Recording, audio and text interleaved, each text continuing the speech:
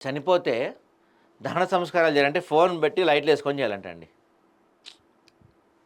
చరవాణి కాంతులతో దహన సంస్కారాల నిర్వహణ, ఎంపీఓ ఆదేశాలు బేఖాతర్, ఇష్టరాజ్యంగా పంచాయతీ కార్యదర్శి తీరు, నిర్లక్ష్య పనితీరుతో గ్రామస్తుల అసహనం, మాజీ ఉప ముఖ్యమంత్రి మాజీ మంత్రి ఇలాకాల ప్రజల కష్టాలు.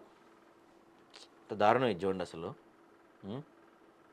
జిల్లా పంచాయతీ అధికారి ఆదేశాల మేరకు నెల 10న పర్వతగిరి మండల పంచాయతీ అధికారి పాక శ్రీనివాసులు పర్వతగిరి దౌలత్ నగర్ మాలేతండ గ్రామాల్లో వైకుంఠధామాలు సందర్శించి నీటి వసతి, విద్యుత్, పారిశుధ్యం వసతులు కల్పించాలని సంబంధిత పంచాయతీ కార్యదర్శులను ఆదేశించిన విషయం తెలిసిందే.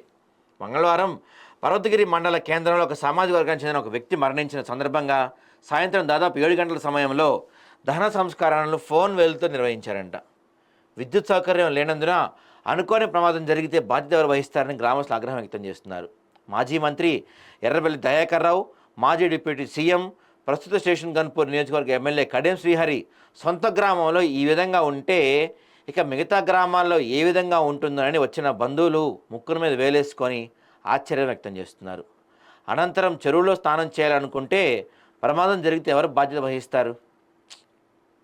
విధుల పట్ల అలసత్వం వహిస్తున్న ఇలాంటి అధికారులను తక్షణమే బదిలీ చేయాలని గ్రామస్తులు ముక్తకంఠంతో డిమాండ్ చేస్తున్నారు.